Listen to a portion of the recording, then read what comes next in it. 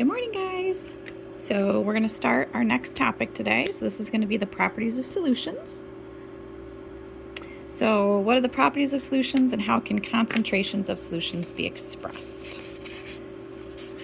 So what I'm going to do is I'm actually, instead of you watching me write all of these words, I'm going to talk through this page with you, and then I'm going to post a picture of it so that way it saves some time on the video because it takes a long time to upload, and you're not just watching me write words. Okay, so I'm going to talk through this. So don't try to copy it as I'm talking if it's too difficult.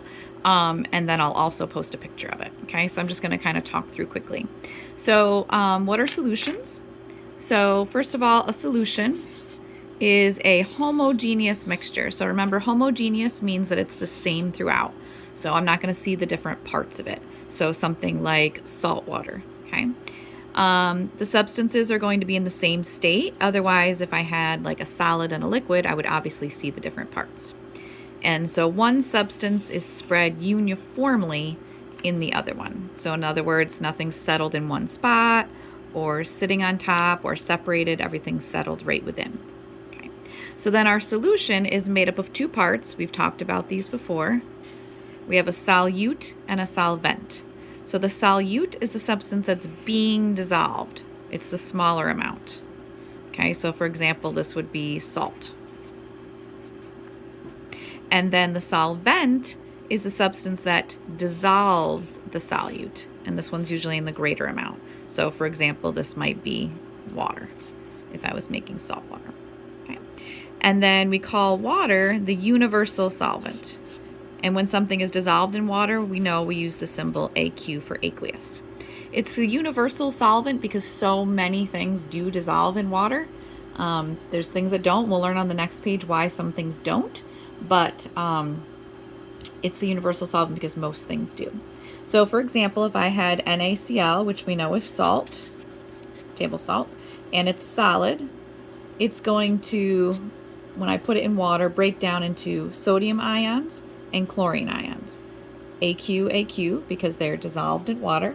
So aqueous sodium ions, aqueous chlorine ions, and we can't see those different parts.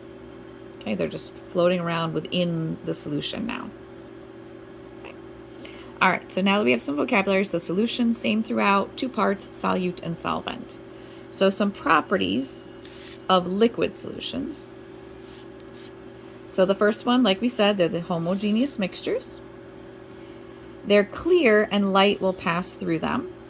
Okay, that's because these particles up here are so small. So when I shine a light through it or hold it up to a light, I can see through it. Now, that doesn't mean that they aren't colorful. You can have color. So you can imagine you can have a nice blue tinted liquid that when I hold it up, light still passes through it. It's just that it has color to it. Okay, so that's kind of the difference. It will not settle. So I can leave salt water sit as long as I want, and I'm not going to have salt settle down to the bottom.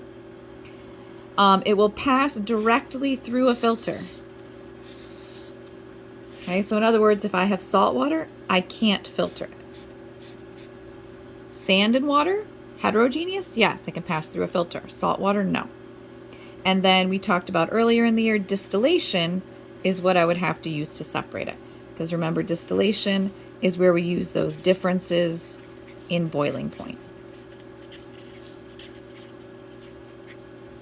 Okay, so we have the setup, we boil off the liquid, have the salt left behind, like we did with our beakers. Okay, all right, so I'm going to stop this video for now, so that way you can get all these notes in and make sense of them before we go on to the next page.